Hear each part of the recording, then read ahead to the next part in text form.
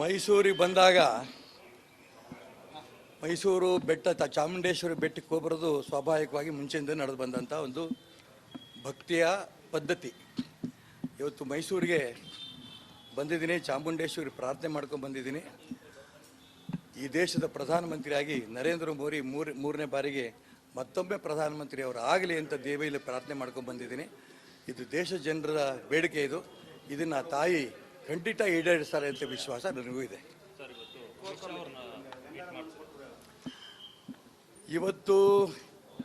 ಇವತ್ತಿನ ದಿನ ಕರ್ನಾಟಕ ರಾಜಕಾರಣಕ್ಕೆ ಒಂದು ಇತಿಹಾಸದಲ್ಲಿ ಬರೆದಿಡಂಥ ದಿನ.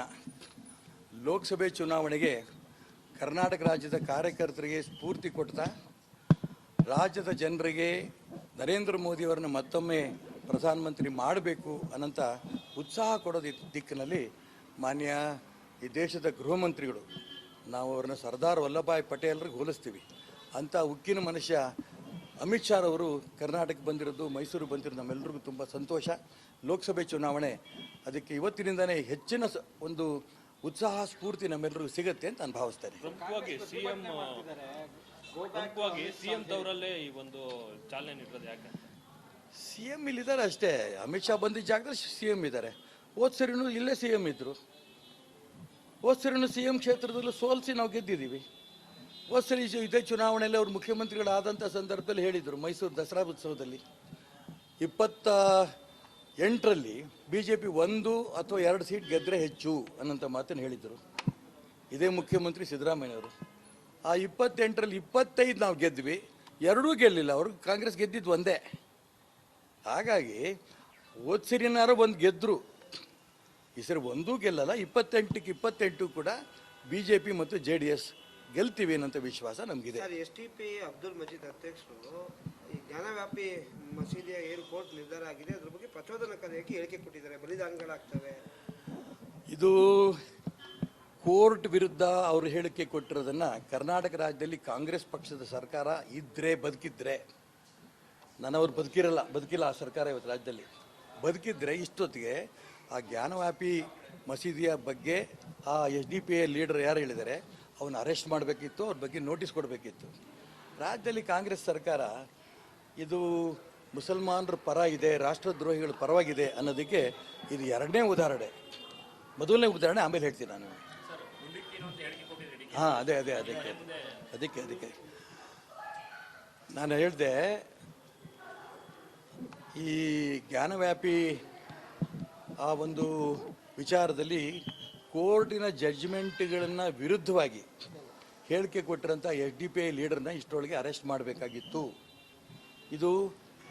ಇದಕ್ಕೆ ಕಾನೂನನ್ನು ಉಲ್ಲಂಘನೆ ಮಾಡ್ತಾ ಇರೋಂಥ ವ್ಯಕ್ತಿಗಳಿಗೆ ಇನ್ನೂ ಕೂಡ ಕರ್ನಾಟಕ ರಾಜ್ಯದಲ್ಲಿ ಕಾಂಗ್ರೆಸ್ ಸರ್ಕಾರ ಬೆಂಬಲ ಕೊಡ್ತಾ ಇದೆ. ಸಂವಿಧಾನದ ಬಗ್ಗೆ ನಂಬಿಕೆ ಇಲ್ಲ, ಕೋರ್ಟ್ ಬಗ್ಗೆ ನಂಬಿಕೆ ಇಲ್ಲ ಅನ್ನೋದಕ್ಕೆ ಇದು ಮೊದಲನೇ ಸಾಕ್ಷಿ. 2ನೇ ಸಾಕ್ಷಿ ನೀವು ಪ್ರಸ್ತಾಪ ಮಾಡಿದ್ರಿ. ಈಗ ಕರ್ನಾಟಕ ರಾಜ್ಯದಲ್ಲಿ ಏನು ನಡೀತಾ ಇದೆ? ರಾಜ್ಯದ ಉಪಮುಖ್ಯಮಂತ್ರಿಗಳು ತಮ್ಮ ಲೋಕಸಭಾ ಸದಸ್ಯ DK ಸುರೇಶ್, ನಾನು ಉಪಮುಖ್ಯಮಂತ್ರಿಗಳ ತಮ್ಮ ಲೋಕಸಭಾ ಸದಸ್ಯ ಅನ್ನೋಂಥ ಅಹಂಕಾರದಿಂದ ಅವರು ಹೇಳಿಕೆ ಕೊಟ್ಟರು. ಏನು ಹೇಳಿಕೆ ಕೊಟ್ಟರು? ದಕ್ಷಿಣ ಭಾರತ ರಾಜ್ಯಗಳು ನಾವೆಲ್ಲರೂ ಕೂಡ ಒಂದಾಗಿ ಬೇರೆ ರಾಷ್ಟ್ರವನ್ನು ಬೇಡಿಕೆ ಇಡಬೇಕಾಗತ್ತೆ ಅನ್ನೋಂಥ ಮಾತನ್ನು ಹೇಳಿದಾಗ 1 ನಿಮಿಷನೂ ಕೂಡ ಇಳ್ದೇನೆ ಅವ್ರಿಗೆ ನೋಟಿಸ್ ಕೊಟ್ಟು ಅರೆಸ್ಟ್ ಮಾಡಬೇಕಾಗಿತ್ತು. ದಕ್ಷಿಣ ಭಾರತದ ಒಂದು ಬೇರೆ ರಾಷ್ಟ್ರವನ್ನೇ ನಾವು ಮಾಡ್ತೀವಿ ಅಂತ ಹೇಳಿದಕ್ಕ ಇದಕ್ಕಿಂತ ರಾಷ್ಟ್ರದ್ರೋಹ ಬೇರೆ ಬೇಕೇನು? ನೇರ ರಾಷ್ಟ್ರದ್ರೋಹಿ ಹೇಳಿಕೆ ಇದು. ಅದನ್ನು ನಾನು ತುಂಬ ಸಂತೋಷದಿಂದ ಮಾನ್ಯ ಸಿದ್ದರಾಮಯ್ಯನವರು ಮುಖ್ಯಮಂತ್ರಿಗಳು ಹೇಳಿದರೆ ಈ ಮಾತನ್ನು ನಾನು ಒಪ್ಪಲ್ಲ, ನಾನು ಅದನ್ನು ಸ್ವಾಗತ ಮಾಡ್ತೇನೆ. ಮುಖ್ಯಮಂತ್ರಿ ಆಗಿದ್ದಕ್ಕೆ ಒಳ್ಳೆ ಒಂದು ಹೇಳಿಕೆ ಕೊಟ್ಟರು. ಅದೇ ರೀತಿ ಮಲ್ಲಿಕಾರ್ಜುನ್ ಖರ್ಗೆ ಅವರು ಲೋಕಸಭೆಯಲ್ಲಿ ಒಂದು ಒಳ್ಳೆ ಹೇಳಿಕೆ ಕೊಟ್ಟರು. ಕನ್ಯಾಕುಮಾರಿಯಿಂದ ಕಾಶ್ಮೀರ ತನಕನೂ ಕೂಡ ಈ ದೇಶ ಒಂದೇ. ಫೈನ್, ನಾನು ನಿಜಕ್ಕೂ ಕೂಡ ಖರ್ಗೆ ಅವ್ರಿಗೂ ಕೂಡ ಸಂತೋಷವಾಗಿ ಅವ್ರ ಹೇಳಿಕೆಯನ್ನು ಸ್ವಾಗತ ಮಾಡ್ತೀನಿ. ಆದರೆ ಈ DK ಶಿವಕುಮಾರ್ ರಾಜ್ಯದ ಉಪಮುಖ್ಯಮಂತ್ರಿ ಅಂತ ಹೇಳ್ಕೊಂಡಿರೋಂಥ ವ್ಯಕ್ತಿ ಅದೇನೋ ಸೆಟ್ಲ್ಮೆಂಟ್ ಮಾಡ್ಯಾರೆ ಅಂತ ಅದರ ಅರ್ಥ ಏನು? ಸಿನಿಮಾ ಡೈಲಾಗ್ ಅದು, ಗೂಂಡಾಗಳು ಬಳಸೋಂಥ ಪದ. ಈ ಗೂಂಡಾ ಉಪಮುಖ್ಯಮಂತ್ರಿ ನನಗೆ ಹೇಳ್ತಾರೆ, ನಿಮ್ದು ಅರ್ಧ ಸೆಟ್ಲ್ಮೆಂಟ್ ಮಾಡಿದ್ದೀನಿ ನಾನು, ಮತ್ತು ಪೂರ್ಣ ಸೆಟ್ಲ್ಮೆಂಟ್ ಮಾಡ್ತೀನಿ ಏನಂತ ಮಾತು ಹೇಳಿದ್ದಾರೆ. ಅದು ಆಮೇಲೆ ಬರ್ತೀನಿ. ಆದರೆ ಇವತ್ತು ರಾಷ್ಟ್ರದ್ರೋಹಿ ಚಟುವಟಿಕೆಗಳಿಗೆ ಕರ್ನಾಟಕ ರಾಜ್ಯದಲ್ಲಿ ಸಂಪೂರ್ಣ ಬೆಂಬಲ ಸಿಗ್ತಿದೆ ಅಂತಾಯಿತು.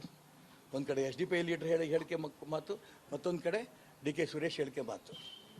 ಇವರಿಬ್ಬರನ್ನೂ ಕೂಡ ನೋಟಿಸ್ ಕೊಟ್ಟು ಅರೆಸ್ಟ್ ಮಾಡಬೇಕಾಗಿತ್ತು. ಯಾರಿಗೆ ನೋಟಿಸ್ ಕೊಡ್ತಿದ್ದಾರೆ? ಪ್ರಧಾನಮಂತ್ರಿ ನರೇಂದ್ರ ಮೋದಿಯವರಿಗೆ ನಾನು ಪ್ರಾರ್ಥನೆ ಮಾಡಿದೆ, ನಾನು ನಮಸ್ಕಾರ ಮಾಡಿ ನಿಮ್ಗೆ ಹೇಳ್ತಾ ಇದ್ದೀನಿ, ಈ ರೀತಿ ದೇಶದ್ರೋಹಿ ಹೇಳಿಕೆ ಕೊಡ್ತಾರೆ ಅಂತ ವ್ಯಕ್ತಿಗಳ ಬಗ್ಗೆ ಗುಂಡಿಟ್ಟು ಕೊಲ್ಲಂತ ಕಾನೂನು ತಗೊಂಬನ್ನಿ. ನೀವು ಗುಂಡಿಟ್ಟು ಕೊಲ್ಲಿ ಅಂತ ನಾನು ಹೇಳಿಲ್ಲ, ನಾನು ಗುಂಡಿಟ್ಕೊಳ್ತೀನಿ ಅಂತ ಹೇಳಿಲ್ಲ, ಆ ಅಧಿಕಾರ ನಮಗಿಲ್ಲ. ನಾನು ಅವ್ರಿಗೆ ಪ್ರಾರ್ಥನೆ ಮಾಡಿದ್ದೇನು, ದೇಶ ವಿಭಜನೆ ಮಾಡ್ತೀನಿ ಅಂತ ಹೇಳಂಥ ವ್ಯಕ್ತಿಗಳಿಗೆ ಈ ದೇಶದಲ್ಲಿ ಅವಕಾಶ ಇಲ್ಲ ಅಂತ ಹೇಳಿ ಒಂದು ಕಾನೂನು ತಗೊಂಬನ್ನಿ. ಇದು ಬಿಟ್ಟರೆ ಬೇರೆ ಇನ್ನೇನು ಹೇಳಿಲ್ಲ. ಯಾವ ರೀತಿ ಮುಖ್ಯಮಂತ್ರಿಗಳು ಆ DK ಸುರೇಶ್ ಮಾತನ್ನು ನಾನು ಒಪ್ಪಲ್ಲ ಅಂದರು, ಯಾವ ರೀತಿ ಮಲ್ಲಿಕಾರ್ಜುನ್ ಖರ್ಗೆ ಅವರು ಕನ್ಯಾಕುಮಾರಿಯಿಂದ ಕಾಶ್ಮೀರ ತನಕ ಈ ದೇಶ ಒಂದೇ ಅಂತ ಒಂದು ಮಾತನ್ನು ಹೇಳಿದ್ರು, ಇದೇ ಮಾತನ್ನು ಕೂಡ DK ಶಿವಕುಮಾರ್ ಹೇಳಿದರೆ ನಾನು ಮೆಚ್ಚಿದ್ದೆ. ಉಪಮುಖ್ಯಮಂತ್ರಿ ಆಗಕ್ಕೆ ಯೋಗ್ಯಪ್ಪ ಈ ಮನುಷ್ಯ ಅಂತ ಹೇಳ್ಬೋದಿತ್ತು. ತಮ್ಮನ ಮೇಲೆ ವ್ಯಾಮೋಹದಿಂದ ಅವನು ಹೇಳಿದಂಥ ರಾಷ್ಟ್ರದ್ರೋಹಿ ಹೇಳಿಕೆಯನ್ನು ಸಮರ್ಥಿಸಿದಷ್ಟೇ ಅಲ್ಲ, ನನ್ನ ಬಗ್ಗೆ ಸೆಟ್ಲ್ಮೆಂಟ್ ಮಾಡ್ತೀನಿ ಅಂತ ಗೂಂಡಾ ಪದ ಬಳಸ್ಯಾರೆ. ಇಂಥ ಗೊಡ್ಡ ಬೆದರಿಕೆಗೆ ನಾನು ಬೆದರಿದ್ರೆ ರಾಜಕಾರಣವೇ ಮಾಡ್ತಿರ್ಲಿಲ್ಲ. ಅವರಿಗೆ ಕೇಳಬೇಕು ಏನು ಅದಕ್ಕೆ ಏನು ಅಂತಂದರೆ, ರಾಜಕಾರಣದಲ್ಲಿ ನಾನು ಹೊರಗಿದ್ದೀನಿ ಅನ್ನತ ಅದು ಅಭಿಪ್ರಾಯ. ನನಗೂ ಅರ್ಥ ಆಗಿಲ್ಲ, ನಿಮಗೆ ಅರ್ಥ ಆಗಿಲ್ಲ ಅಂದರೆ ಪತ್ರಕರ್ತರು ಇನ್ಯಾರಿಗೂ ಅರ್ಥ ಆಗಬೇಕು. ಆದರೆ ನಾನು ಹೇಳೋಕ್ಕೆ ಇಷ್ಟಪಡ್ತೀನಿ, ಅವ್ರಿಗೆ ಅರ್ಧ ಸೆಟಲ್ಮೆಂಟ್ ಈಗಾಗಲೇ ED ಮಾಡಿದೆ. ತಿಹಾರ್ ಜೈಲಲ್ಲಿ ಸಾಕಷ್ಟು ತಿಂಗಳಿದ್ದು ಬಂದರು, ಎಷ್ಟು ದಿನ ಇದ್ದರು ನನಗೆ ಗೊತ್ತಿಲ್ಲ, ಎಷ್ಟು ತಿಂಗಳಿದ್ರು ನನಗೆ ನೆನಪಿಲ್ಲ. ಅವ್ರಿಗೆ ಲೆಕ್ಕ ಇರ್ಬೋದು ತಿಹಾರ್ ಜೈಲಲ್ಲಿ ಎಷ್ಟು ದಿನ ಇದ್ದರು ಅಂತ. ಅರ್ಧ ಸೆಟ್ಲ್ಮೆಂಟ್ ಆಗಿದೆ, ಬೇಲಲ್ಲಿ ಹೊರಗಡೆ ಇದ್ದಾರೆ, ಮತ್ತೆ ಜೈಲಿಗೆ ಹೋಗ್ತಾರೆ, ಅದ್ರಾಗೆ ಅನುಮಾನ ಇಲ್ಲ. ಅವಾಗ ಪೂರ್ಣ ಸೆಟ್ಲ್ಮೆಂಟ್ ಅವಾಗುತ್ತೆ, 100ಕ್ಕೆ 100 ಹೋಗ್ತಾರೆ. ಈಗ ಬೇಲಲ್ಲಿ ಇದ್ದಾರೆ. ಕ್ಯಾಪ್ಟನ್ ಅರ್ಜುನ್ ಕೊಂದಿದ್ದು ಯಾರು? ಅವ್ರ ನರೇಟಿವ್ ಎಲ್ಲಿ ತಂದಿಟ್ಟಿದ್ದಾರೆ ಅಂತಂದ್ರೆ ಸಂಪತ್ತನ್ನ ಹಂಚಿಬಿಡೋದು ಅಂತ. ಇದು ಸ್ಟುಡಿಯೋ ಟಿಪ್ಪು ಜಯಂತಿ ಮಾಡಕ್ಕೆ ಅವ್ರಿಗೆ ಖಂಡಿಸಿದ್ರು. Very nice. ಯಾರು ತಪ್ಪು ಮಾಡಿರೋದಿಲ್ಲಿ? ಓಲೈಕೆ ಹೇಳಿಕೆ ಇದು ಅಂತ ಹೇಳಿ ಯಾಕೆ ಪರಿಗಣಿಸಬಾರದು? ಕಿಚ್ಚಕ್ಕಲ್ಲ ಇದು ವೇದಿಕೆ. ಇದು ಫೋಟೋ ಎಲ್ರಿಗೂ ಒಂದು ಟೈಮ್. ನಿಮ್ಮ ಸಮಯ ಮುಗಿದಿದೆ. ಅವ್ರು ಹೇಳೋಕ್ಕಿಂತ ಮುಂಚೆನೆ ಹೇಗೆ ಪ್ರತಾಪ್ ಸಿಂಹ ಪಾಸ್ ಕೊಟ್ಟಿದಂತ ಆಗ್ಲಿ ಡಿಕ್ಲೇರ್ ಆಗೋಗಿತ್ತು ಅಂತ ನನಗೊಂದು ಡೌಟ್ ಬಂತು. ಸಾಕು ನಿಲ್ಸಿ. ಕೆಟ್ಟ ಪದ ಬಳಕೆ ಕಾಂಪಿಟೇಷನ್ ಇಟ್ಟಿಲ್ಲ ನಾವಿಲ್ಲಿ.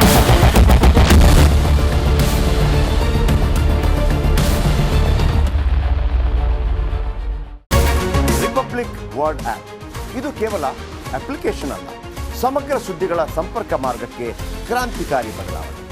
ರಿಪಬ್ಲಿಕ್ ವರ್ಡ್ ಆಪ್ ಕೇವಲ ಸುದ್ದಿ ಅಪ್ಲಿಕೇಶನ್ ಪರಿಚಯಿಸ್ತಾ ಇಲ್ಲ, ಬದಲಾಗಿ ಡಿಜಿಟಲ್ ಸುದ್ದಿ ಬಳಕೆಯ ಹೊಸ ಯುಗಕ್ಕೆ ನಾಂದಿ ಹಾಡ್ತಾ ಇದೆ.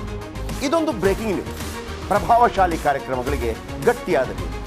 ಇಲ್ಲಿ ಕೇವಲ ತಾಜಾ ಸುದ್ದಿ, ಅದರ ನೇರ ಪ್ರಸಾರ ಮತ್ತು ಚರ್ಚೆಗಳಿಗೆ ಮಾತ್ರ ಅವಕಾಶ. ರಿಪಬ್ಲಿಕ್ ವರ್ಲ್ಡ್ ಆಪ್ ಡೌನ್ಲೋಡ್ ಮಾಡಿಕೊಳ್ಳಿ. ಗೂಗಲ್ ಪ್ಲೇಸ್ಟೋರ್ ಮತ್ತು ಆಪಲ್ ಆಪ್ ಸ್ಟೋರ್ನಲ್ಲಿ ಲಭ್ಯವಿದೆ.